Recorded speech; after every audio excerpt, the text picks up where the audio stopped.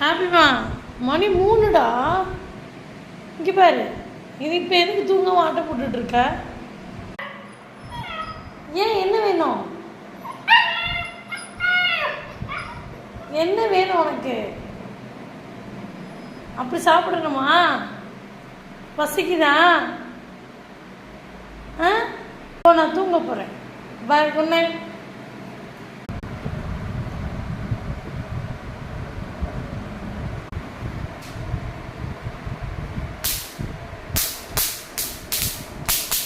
தண்ணி குடிக்க வேண்டியது, உச்சா போக வேண்டியது.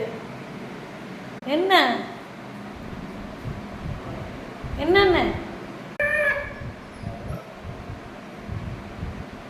என்ன வேணும்? ஆறட்டும்டா, சூடா இருக்கு. தேவையில்லாம் நீ